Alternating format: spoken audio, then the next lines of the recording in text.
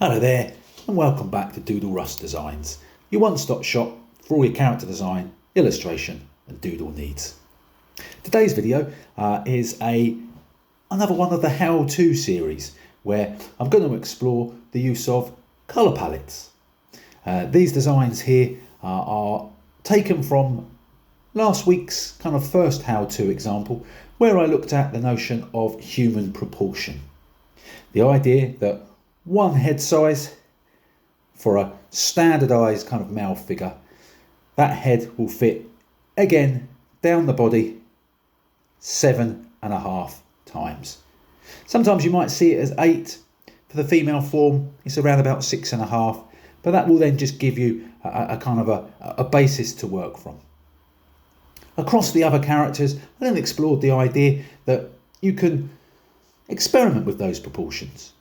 You can have a larger head, a smaller head, look for a longer body and arms, or take the whole kind of proportion right down really small.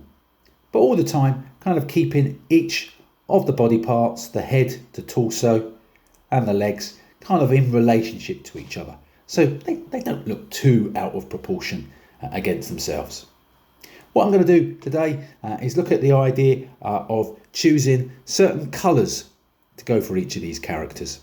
So whether it be this kind of superhero, an everyday man, this kind of Frankenstein I think I mentioned last time, and then this final small kind of squat little dwarf kind of character.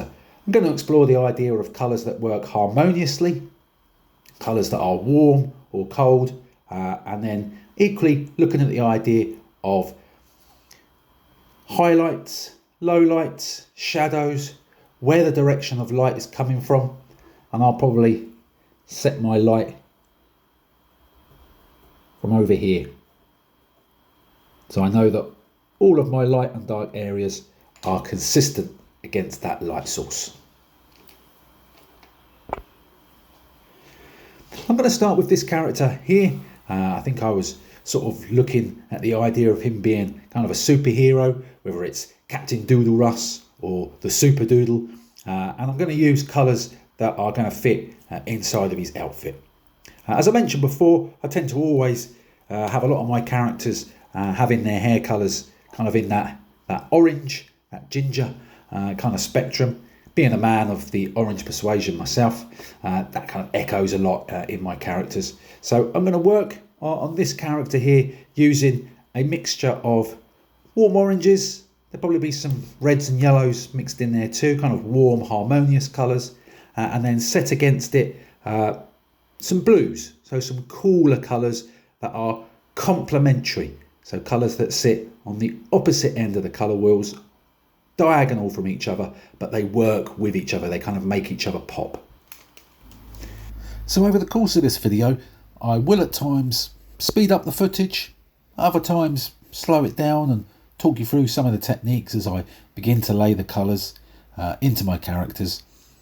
Still kind of very much a learning curve when making these videos, trying to find the best balance between talking about some of my techniques, some of my character designs and the thought process that I go through, trying to make sure that the camera angles are right, making sure that the footage kind of showcases the work in its best light really, and still at times struggling with getting the camera not going in and out of focus, which at times you can see here.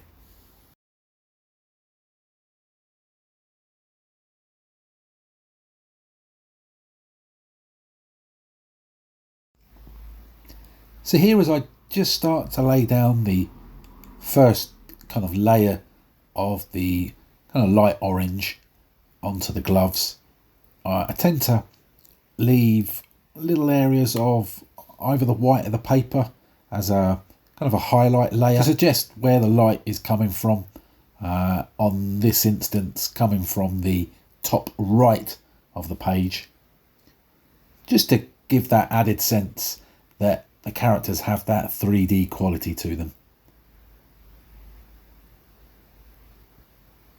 Now just beginning to add a slightly darker orange to the left hand side, picking out areas of shadow. Nothing too sophisticated necessarily on this character, but just giving that sense of where the shadow might be falling. And again, as you can see here, adding in the lighter complementary blues, an initial light layer, and then the darker one to suggest where the shadow is falling.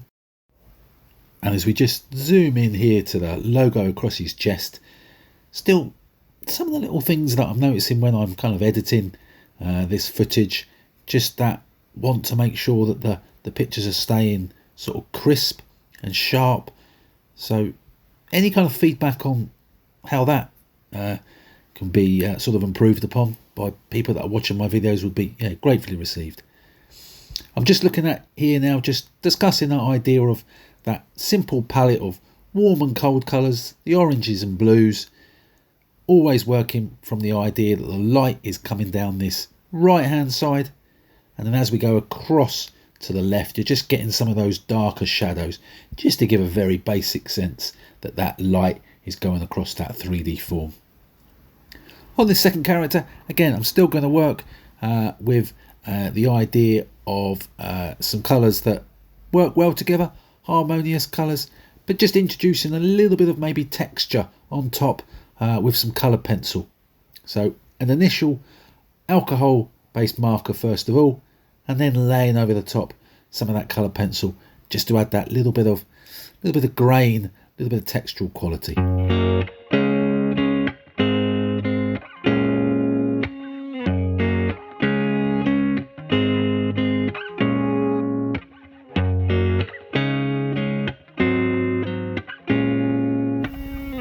Thought I'd just lay a little bit of music background to sit behind my drawings, just to kind of break up in between me coming back to chat to you.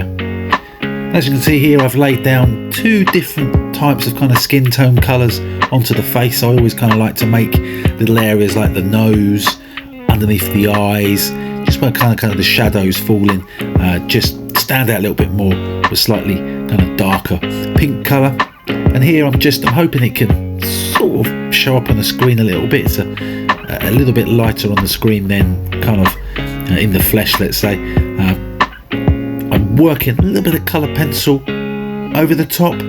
Just enables me to kind of give a little bit more variety of sort of light to dark shading, rather than just using the alcohol markers. Again, just adding it into areas where I'm feeling the light is not going to quite kind of find certain areas a little bit darker. Again, you might see it a little bit clearer on this pink if I go a touch closer. And on the trousers, just where the shadows falling, just working little bits of darker blue onto the shirt. So we've got the hero character and then the kind of the everyday character next to each other, again using colours that are warm and cool, complementary colours. As I go across onto the third character here, I'm looking to use colours that are a little bit in the kind of cooler palette, so kind of greens, blues, with little bits of purple over the top. So this third character here is a little bit more of a contrast, using cooler colours as we begin to add some of the greens onto the hand, some greys into the kind of beard and the hair, and then just altering the kind of the shade of the different greys across the kind of the jacket, the coat that he's wearing. Again, appreciating where the light would be coming from the right hand side, so you'd start to pick up shadows falling across that left hand side under the arm. Again, just helps kind of flesh out the 3Dness of that character.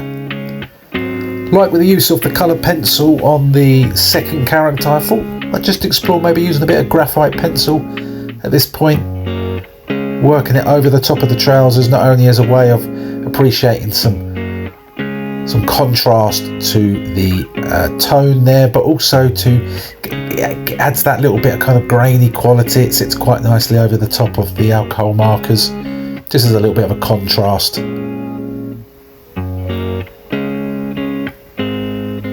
And again on the hand there, just trying to pick out the kind of the difference between where the kind of the veins and the ripples of the hand, just with that little bit of colour pencil, just highlights those areas with a little bit of contrast. So as we move into the final part of this video, just a bit of a recap. So I've used colour pencil over the top of this character along with some graphite pencil, just to add a little bit of grainy quality and to re-emphasise areas of kind of light and dark shade. As I come down to this final character again, going to kind of mix in a little bit of warmth into this character,